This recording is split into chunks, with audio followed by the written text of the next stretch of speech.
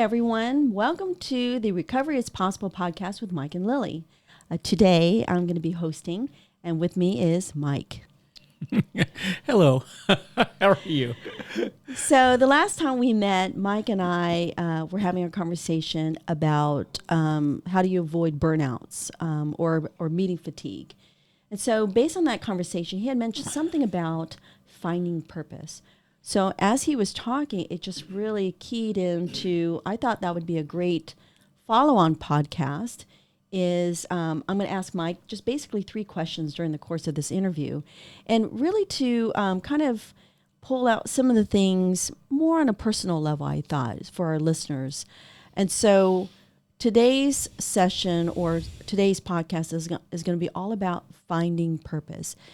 How do you find purpose in order to achieve long-term sobriety? Okay.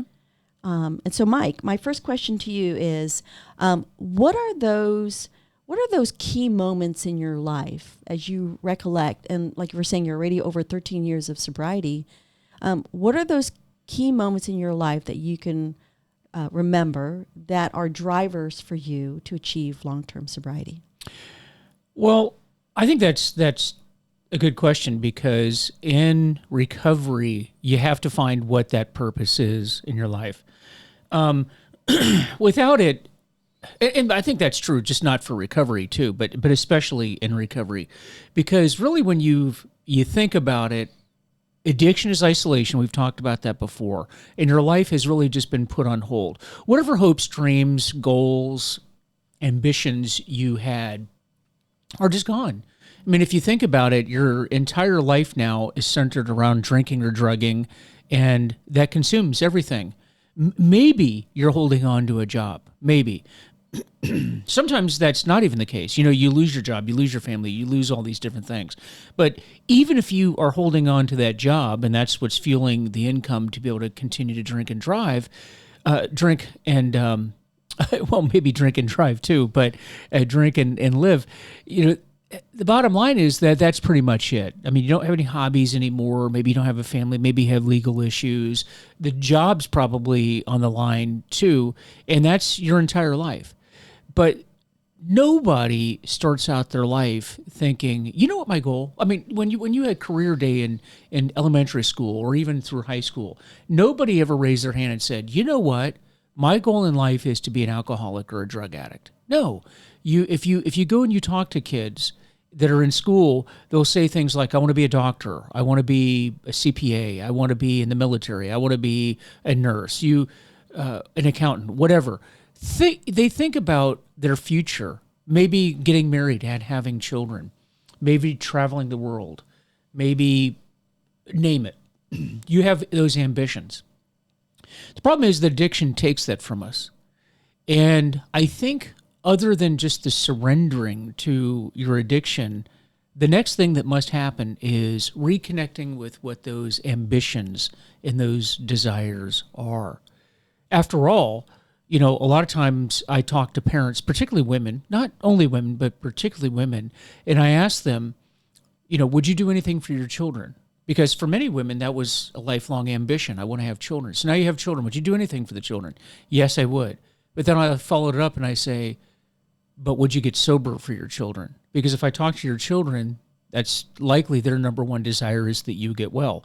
Now, coming back to your original question, you know, for me, what that meant was, you know, I'm somebody that I'd had a modicum of success in my life, and in both, you know, the military. I was a helicopter pilot, police officer, FBI agent, you know, did an FBI career, retired from the FBI. But I was still in the FBI when I got into recovery, and had 2 children, was married and to you, and have 2 children. And, you know, for me, that's really what it came down to. I was about in my mid-40s, and I thought to myself, you know, mid-40s, that's not terribly young, but it's also not terribly old either. And on that last day, the day before I had my first day of sobriety, I had to sit and I had to think to myself, is this it? I mean, is this the end? I mean, If I died today, if I died, this is what people would remember. This is what my kids would remember. This is what she, meaning you, this is what she would remember. And am I happy with that? Am I okay with that? And I thought about that. I thought about what are they going to say about me when I die? And I've come to the conclusion over time that if you really want to look at what's important in your life, think about your death. Now, some people might say that sounds kind of morbid, but really think about this for a moment. All of us have people in our lives that have passed away. And we just went through the holiday season. And when people talk about somebody in the family that has passed away, and they might say, hey, do you remember so-and-so, Uncle so-and-so, or this person? There's usually a first thought that comes to your mind. We all have first impressions of those that have passed on that are in our lives. And it's usually like their entire life, their entire existence was summed up in that one little thought that you have. And that's the way that we're all going to be. At some point, it's going to be, oh, Lily passed away, Mom passed away, and there's going to be a first thought. And there's going to be a first thought for me as well. And I thought about that, and I thought, well, what if that first thought that everybody in my life is, he died a drunk? Am I okay with that? Well, I was not okay with that. And so I thought, but what do I want that first thought to be? And that began to drive me. And that was really the beginning of my sobriety, because I knew that even post-FBI, there was so much more that I wanted to do, not only for my family, but for the country and the community, to do things like what we're doing right now and trying to help people. And I knew that in the condition that I was in, that was not going to happen. It wasn't going to happen, nor was anything going to happen. And I was not happy with that. And I wanted to do more. And that was the beginning. So I think that when you ask me about what was the motivator, I think it started with kind of looking at if you look at the end, what is the end result? What is the result that you want? How do you vision yourself? Then, and only then, can you start working on making that vision happen. Because before any vision happens, before any goal that's worthy happens, you have to have a vision of what that goal will be, if that makes sense. That's what really drove me in the very beginning. So you mentioned about certainly me and the kids. December 29th marks the passing of your mom. Yeah. And we have a picture in our hallway of Mom in the hallway. And then there's also a picture of her with our two kids and me. You're not in the picture. It's just the four of us in our bedroom. Now that we've gone past Mom's anniversary of her death, what is it about, you mentioned about what is it that you want people to remember you of, and you weren't ready to go. But Mom died an active alcoholic. What is the memory that you have of her? Because that's another thing, is to pay tribute to Mom. Is what is the memory that she leaves that's a lasting legacy to you, even though she didn't get into long-term sobriety? But what is it that she left on you that made an impression that is a key moment in your life? Because she reared you. She was a wonderful woman whom I met in college. And so curious to know what is the one thing that she's left that mark on you? Well, it's certainly the alcoholism. I mean, there's no question about it. I mean, she suffered from the disease, no question about it. But I also knew that she, as you mentioned, was a very, very good person, very sweet person. She and I were very, very close. There were traits about her as a human being that I found very worthwhile, things that I admired, things that in her personality that I cherished and I loved. And interestingly enough, you have many of those personality traits that my mom had. And I always felt very, very sorry for her, because somehow, for some reason, I was exposed to things, recovery programs, psychology, had people in my lives that introduced me to how to get well that she never had, for whatever reason. And, growing up as a kid, you don't always know what's going on in your parents' life. She was just never exposed to what I was. And when you get into long-term sobriety, that's something that, and when you look at your gratitude list, what are you grateful for? One of the things I'm grateful for is I look out at the lay of the land, and everybody that's listening to this podcast knows somebody in recovery. In fact, everybody that knows someone that needs to be in recovery. Everybody knows somebody that needs to be in recovery. But most people will never be exposed to what they need to be exposed to get into recovery.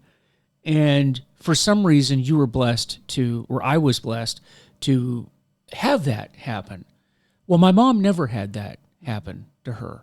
The conditions were just never ripe for her getting well. And so that, I think, there was a lot of missed opportunities for her, through no fault of her own. I'm not blaming her for that. The sun and the moon and the stars have to align to where you're exposed to these things. And that just never happened for her. So she really never had a fighting chance to get well. And as a result, she missed out on a lot of the things that continued on my life, your life, the children's lives, all the grandchildren, because she died if you think about it, relatively young. Mm-hmm. And there were things that, my father's still alive. So I'm assuming, they're basically the same age, that, all the things that he was able to experience, she was not able to experience. And so the first thought for me is, what a shame on the things in life that she missed out on. And that affected me later on when I approached sobriety, because I thought about that. I'm looking at my son, and I'm looking at my daughter, I'm looking at you, and I'm thinking, before I go from planet Earth, I want to see them develop into adults and reach the potential that they're capable of. And my mom missed out on all of that. And my children, although they remember her, they do and they don't remember her. They remember what she looks like and that she was nice. But beyond that, they were too young to really remember much of that now. Mm-hmm. So the missed opportunities, I think that's what hit me the most. Yeah, I agree with you. I think that, for me, I think that you're a testament to her. Like if she were alive today, she would be very proud of you, right? Mm-hmm. Because of the things that you've done. Would, yeah. And I agree with you that when you look back on time, especially when she was still alive and she was definitely drinking a lot, I didn't know anything about alcoholism. I stumbled across AA and Al-Anon in desperation, the day before Christmas, trying to think my husband's, drinking, and I just can't continue to live with this as a stay-at-home mom with 2 kids. And then I left you the day before Christmas, right? So it was like I was a desperate wife. And then so I lied to my mother saying we had a big argument, drove the 15 hours by myself straight with a couple of breaks along the way. And then it was only because you promised to go to your first AA meeting that I was willing to come home. Now you did mm-hmm. meet your promise. You did go to one meeting, didn't go to one after that for a long time. But I hadn't, it was only by going to Al-Anon that I realized the gravity of this disease. It wasn't just you making a decision. Like you said, there had to be a whole host of things, medical, it's mind, body, and spirit, right? And it is a disease.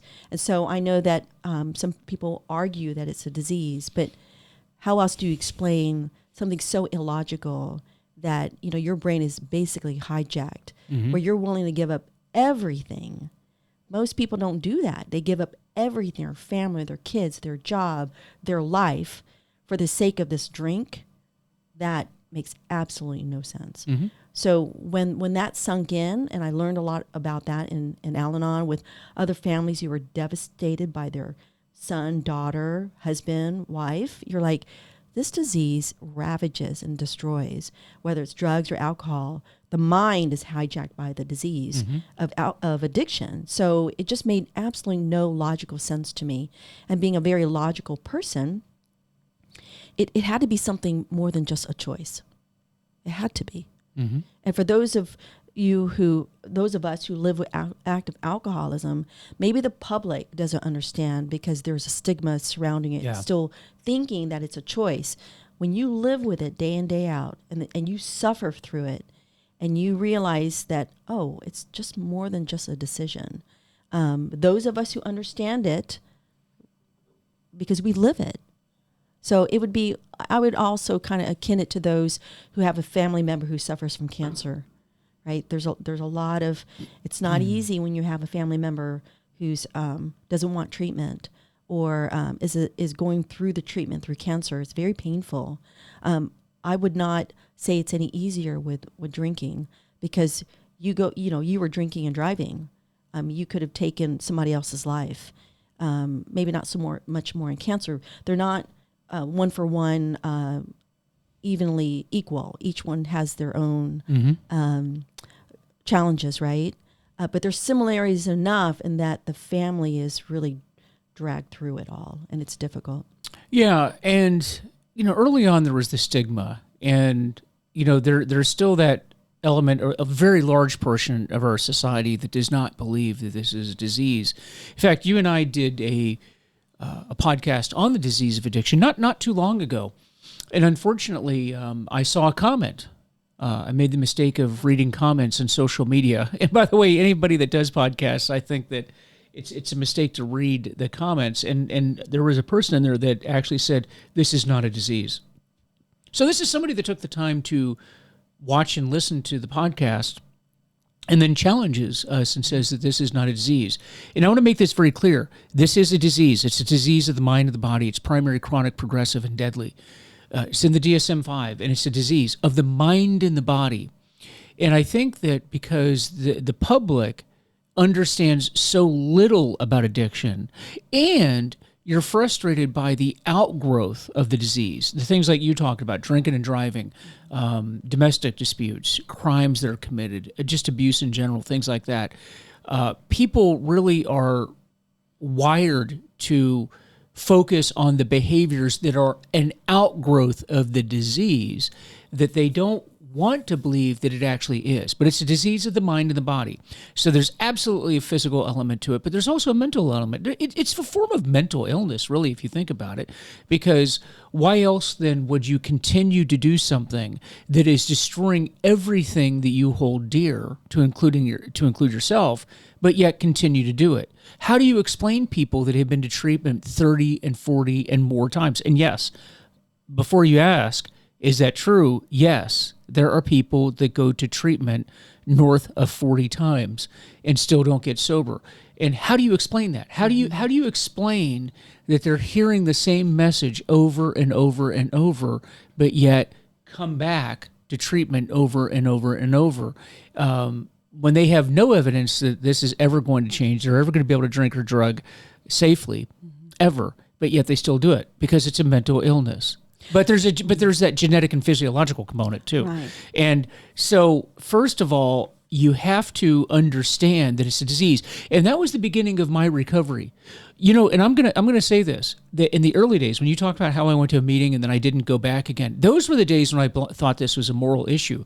Ladies and gentlemen, what I'm going to tell you is that when I first heard the message, and it was when I went to a treatment center in Maryland, and I had one particular counselor that all he did was talk about the disease. He never talked about the moral side of it. He talked about the disease and explained coherently how it was a disease. And to me, I was like, aha, that makes sense. That makes sense. And that's exactly what I did, was then understood that it was a disease. And when I understood that it wasn't me being a bad person, that I actually had a disease, then that is when I started getting well. By the way, when you ask about my mom, everybody in her world, to include my father, and I'm not bad-mouthing him because he didn't know any different either, but everybody in her world was acting on the behavior and not the disease. They didn't know it was a disease. And so for those of you that are out there and want to make negative comments about what we're talking about here today, I want you to know that you're doing everyone out there a disservice by doing that, because everybody that needs to get well needs to understand they have a primary, chronic, progressive, deadly disease that only gets worse over a period of time, never better. There are no exceptions, and you will not be the first exception to that rule. And the beginning of sobriety is understanding what I just told you. So those are very good points, Mike. So I hear from what you're saying, there are 3 points. One was your kids and your family. Mm-hmm. I know we've talked about it, leaving a legacy, and what is it that you want what do you want to leave behind when you pass, the influence of your mother, and then the realization that it's a disease. Are there any other key points or drivers that have helped you achieve long-term sobriety? Yeah, we talked about this on a recent podcast, and I think that looking back on your life and looking at where you had success, because most people have had some sort of success in their life, and in my case, I can look back on my entire career, my entire life, and I think that where I had the most success and I was the most disciplined in my life was when I went to Navy flight school, boot camp initially, and then flight school later on. And I think that the reason why I had that success is because in both instances, now keep in mind, both instances, boot camp, which was officer trainings where you and I met actually, and then flight school, they were weed out programs.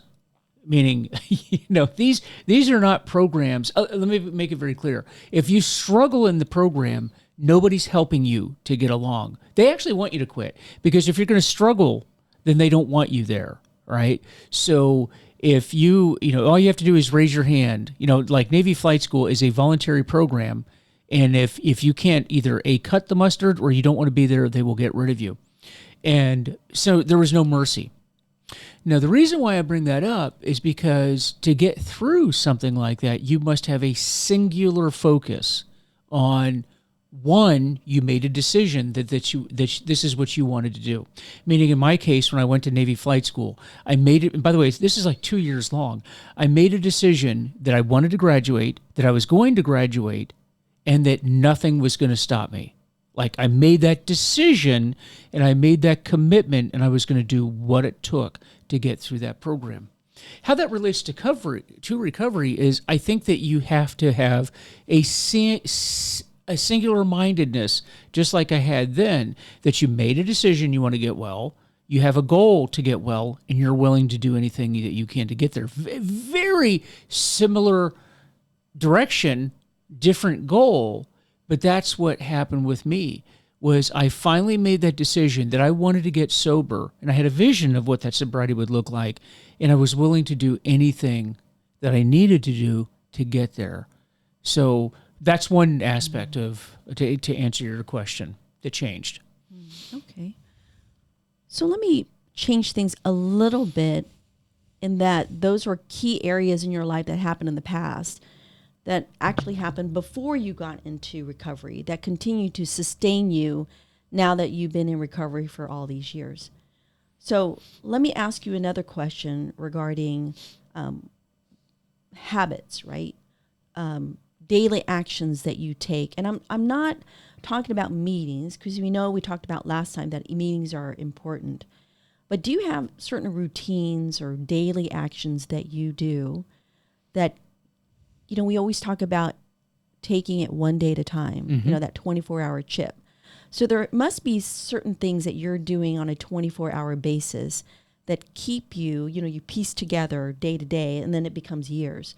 So what is it that you're doing, you specifically, that you're doing on a daily basis that keeps you going so that you have something to string along to get to long-term sobriety? Mm-hmm.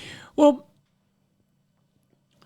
I don't know that the last few years have been a good example of that, because I've been involved with so many things in the community and work, and COVID happened, and then I went back to school, got the degree to do this. And so my daily routine has been thrown off kilter, but I'm also very aware of that, and I'm trying to get back to the daily kilter. So for me, let me give you an analogy first, and I'll come back to answer your question, the daily part. One of the things about recovery is you have to understand recovery is about figuring out how you think and how you operate and what motivates you. And that's going to look different for different people. Although I will tell you that people in long-term recovery, although their program might look like the specifics of what they do are different to each person, but they all look very similar in that they all do it. Now, for example, spiritual program. What is a spiritual program? Well, it's going to mean different things to different people. For some people, it's going to be an overt religious experience and a religious practice. For others, it's going to be mindfulness meditation. For others, it's going to be out in nature. Others, it's going to be part of some movement, maybe a political movement or some movement that you're involved in. But it's spiritual in nature, okay? Then going to the meetings, then the literature, then the program. And everybody in long-term recovery is doing some aspect of this. So in my particular case, I had to figure out how my mind worked and how I kind of achieve things. And I noticed very early on, because when I got into early recovery, one of the things I started doing was getting into diet, and fitness in particular. I started running again, started cycling and those types of things. And we would do races, some of the races you would do with me. And I noticed this trend in myself that when I would do a race, I would build up to it, right? I would build up to the race. And then, I would be pretty disciplined in doing it. Then I would do the race and then almost immediately stop training or not doing the things that I was doing. And that was something that I thought about. And I realized that as long as I had a goal, meaning if I put a 5K here, or maybe a half marathon or triathlon, whatever the case may be, as long as I had something on the calendar, it always made me get ready for it and train for it. And as soon as I didn't have something on the calendar, I would stop training. And that also applies to recovery. I think when you don't have goals in your recovery life, you tend to slack off. And I think that COVID was a prime example of that, where meetings were taken away. You couldn't go out and meet the people that your sponsor, the people you're sponsoring, the community, the fellowship. You couldn't be with that. And we always had this goal going on. I have a meeting Tuesday night, so I got to get ready for that because I'm chairing the meeting. Or we're starting a meeting, so I've got to go get that organized and prepared. Or I've got a new guy that I'm sponsoring, so I've got to go meet with him. Those goals were taken away. And so the intensity of the program stopped, really. So to answer your question, what do I do on a daily basis right now? I try to stay focused on the literature. I have that prayer and meditation that I think about. Now, I'm a religious person, so that higher power business to me, my higher power is God. I go to church. I go to a Bible study. I have that community, that fellowship, which is in addition to my recovery fellowship, which I have in my home group and the other meetings that I go to.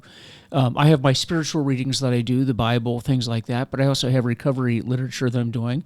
I'm also blessed in that I work in a detox program, so I get daily exposure to recovery and the effects of it, and I go to meetings. And so to answer your question, to kind of sum that up, is I still am getting up, first thought, thinking about my recovery, prayer, meditation. I start out every morning with a prayer, whether it's for myself to ask for God's guidance or I ask for prayer.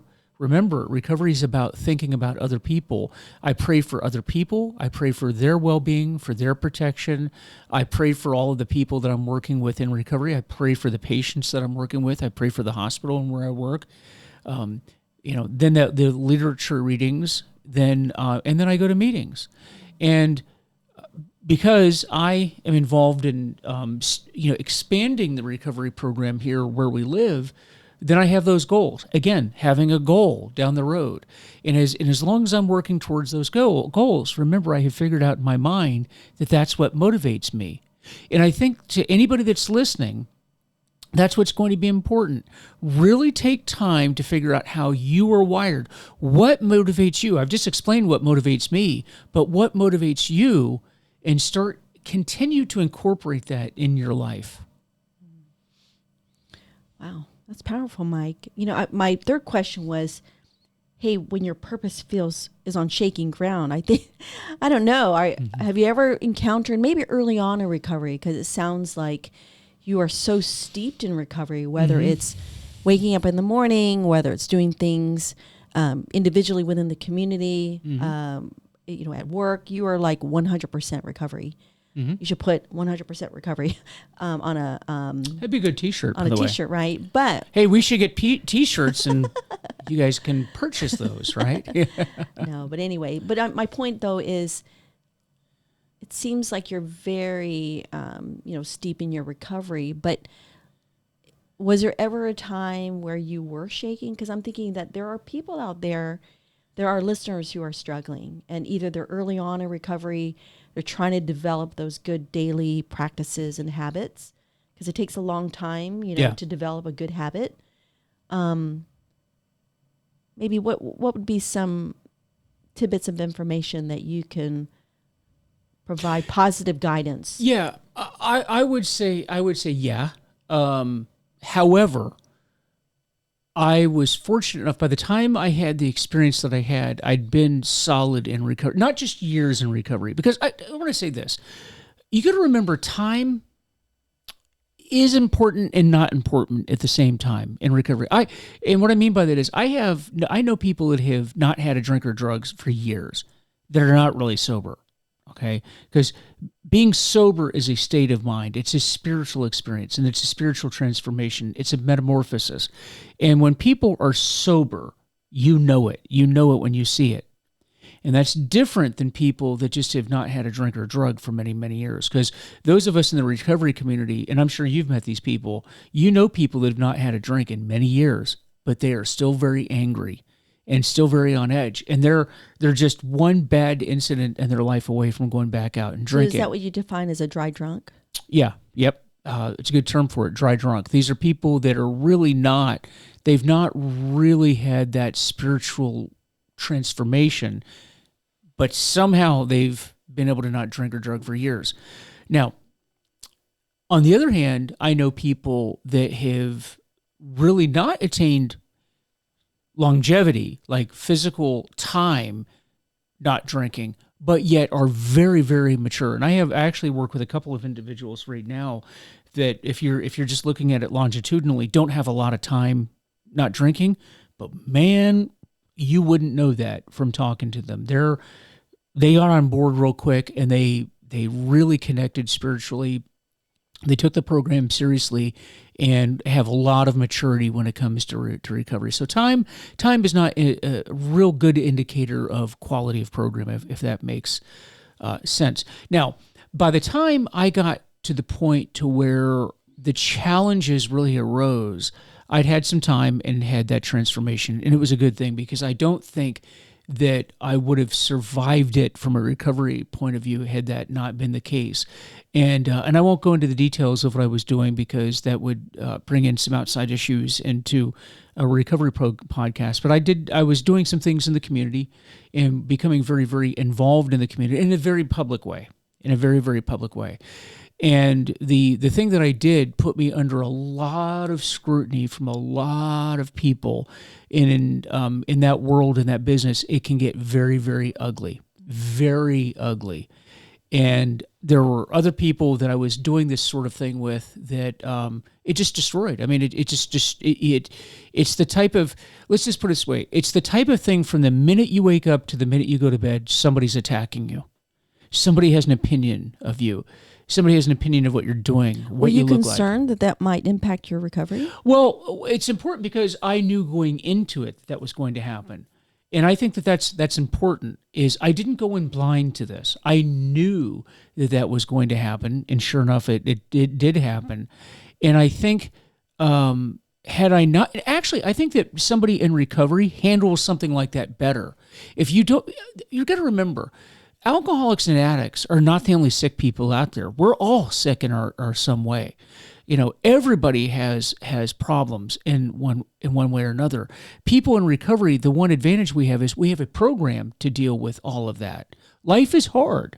And when you do what I did in the public light, you find out how hard it can be very, very quickly. Now, what was nice about that is the program of recovery that I'm in, and the spiritual strength helped me to get through. I mean, it was amazing. I would really have, frankly, I had days that I think would break most people. If you just did it one day, it would probably break you. But I was doing this every day for like 3 years.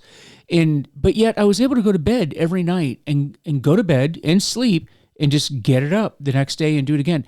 Amidst lots of criticism, lots of attacks, but was able to go to sleep and get up. because in recovery, you learn that that's just part of it. Recovery prepares you for those hard things. You got to remember, Lily, I think there's a lot of people out there that when they come into recovery, they think that life is just going to be rainbows and Skittles and unicorns and sunshine. That is not what recovery is. In fact, in a lot of ways, when you get into sobriety, your life might become tougher. You know why? Because when you're drinking and drugging, you're very isolated. It's easy not to have conflict with people when you're using and drugging because you're not in contact with anyone. Your family's not talking to you. You probably got fired by your job. Nobody wants to have anything to. You're not doing any hobbies. You're not doing anything, right? Mm-hmm. So what conflict do you have? Other than you've pissed everybody off. But when you get sober and you go out and you engage in the community and you engage other people, of course you're going to have conflict because you're engaging other flawed human beings. But the difference between them and us is we know we're flawed and we're working on those flaws. But the people out there you're dealing with aren't. And I think that that's what helped me to get through that was I knew I was dealing with broken, flawed, hurting people, and they take that hurt out on you. And that's why it is vital that you develop your spiritual life and your spiritual, we call it spiritual fitness. So when you are under attack, you can survive those attacks. And I was able to get through that experience without drinking. In fact, I'm happy to say that I never had an urge to drink. But a lot of people that did the same thing did. Well, I think that, it's interesting that many times when we look back in time, because you were drinking for well over 20 years in our marriage, I was sober the whole time, correct? Mm-hmm. So there were things that were happening that were difficult for me, but you were drunk, mm-hmm. right? And so it's interesting to hear you say that because I've been sober our entire marriage, and there's been some very tough times going on in our marriage, and I was stone cold sober. And so hearing you say, yeah, now that you're sober, you have to face the same things that I face. Mm-hmm. So it's like, okay, now you're on the same wavelength as I am, because now the alcohol is not masking the pain that I suffered. And then we get to suffer it together instead mm-hmm. of you're drunk and I'm not. So I think that I come from a different direction. Not that I don't want, to experience pain. None of us want to experience pain. But it is comforting to know that you're sober and that as long as you're able to continue to be sober, that you will go through life's difficulties with mm-hmm. me. Yeah. And being sober helps you do mm-hmm. that. Because when you're drunk, you just avoid it. Mm. And that's really what it is addiction is about avoiding life. And when I hear patients in the hospital, the patients that come in over and over and over, I'll ask them, why'd you relapse? Oh, my dog died. Why'd you relapse? My dad died. Why'd you relapse? My boss is mean to me, or my wife is mean to me, on and on and on. And what I point out to them is I said, you do realize that everything that you just explained to me is just called life. Mm. The people that aren't drinking experience those things too. The one that always amazes me is death. When people say, I drank because somebody in my life died. Well, somebody in your life is going to die. And if you're watching, you might say, well, man, Mike, that sounds kind of morbid. Is it really? I mean, it's the truth, right? None of us are going to live forever. None of us are going to live forever.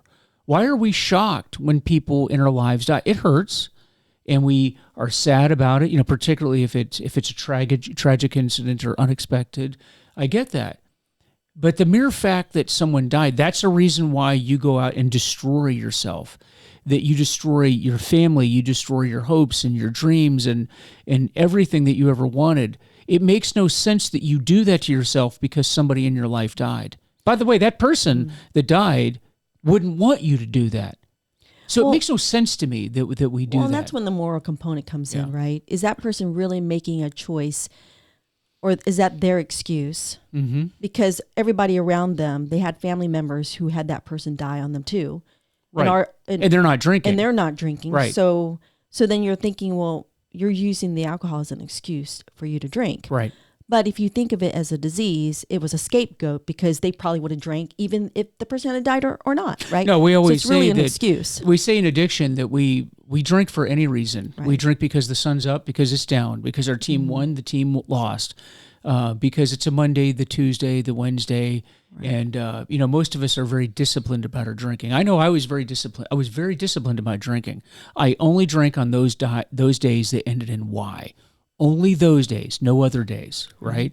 And you're right. That's just something that we tell ourselves, and that's the mind and the body. That's the mind and the body. And it doesn't help, right? And I could see why family members who are hurt by someone's drinking to say, oh, this person is saying this, so therefore they're intentionally trying to hurt themselves and me.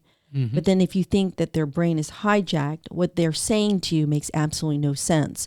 So basically don't believe anything that they say because they're sick. So I really think that, part of the reason why we have this podcast is to remove that stigma and especially have to help not outsiders, right? But those on the inside who are truly suffering to be able to come alongside of them and give them hope, encouragement, and to say that, yes, we agree this is very, very difficult. And we are there to support you because we know that stigma and that shame that's placed upon those who are suffering from the public, it does no service to those who are suffering. If anything, it causes them to hide more so, not get the help that they need because there's judgment out there and no one wants to be judged. Mm-hmm. Very well said. So Mike, let's just take this out. What is the key takeaway? We've been talking for a little while. What is the main point that you want our listeners to remember from today? I think the main point, just to simplify this, is I want you, if you're listening to me right now and you're struggling with addiction, I want you to think about the end of your life. Remember, I talked about how I felt and what I thought about what my children and my wife and my family were going to think about me after I was dead. And I thought about what they were going to say about me years to come when they mention my name during family gatherings. What were they going to say, and what was their first impression and thought going to be? And that, my friends, drove me wanting to change that narrative for the good. I wanted to control that narrative. I wanted it to be comments like, look at, he overcame his addiction. Maybe by then they won't even remember the addiction. But it was important to me to know that I had an impact on the community, on the nation, on, helping other people's lives. That's what I wanted people to remember, my service to the nation. That was important to me.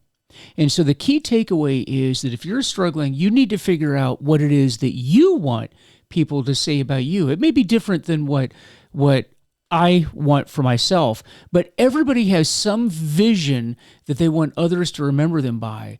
And then beginning today, start to shape that narrative, because you don't know when you're going to pass away. None of us knows the date and the time.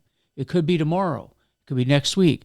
But since we don't know, you have to get to work, and you have to get to work now and work every day as though it's going to be your last. And to me, that's the key takeaway to this whole message today. Oh, well, thanks, Mike. And, to all our listeners, Mike and I started this podcast for the sole purpose of being able to reach out to the community, share our experiences, strength, and hope, and to help those who are suffering. And so hopefully you got something out of this episode today, and we'll see you next time. So thanks for joining us.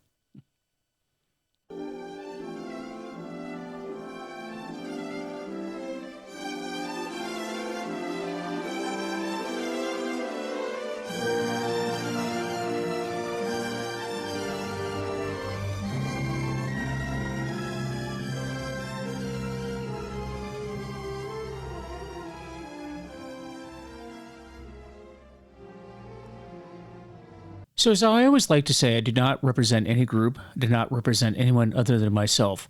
My only purpose in giving this information is to share with you what I've done because it's helped me and maybe it will help you too. If I've said something that does not apply to you or you don't agree with, then just discard it. But try to take any information that you can use for yourself and help others as well. That's what we do in recovery. We help ourselves along the way, and we hope to impart the knowledge we have gained to others as well. With that, please visit our Facebook page, Recovery is Possible, and our website, VanMeterWellnessSolutions.com. Let us know how we're doing, and let us know if there's any topic that you're interested in hearing about. We'd love to hear from you, and take care, and we'll see you next time.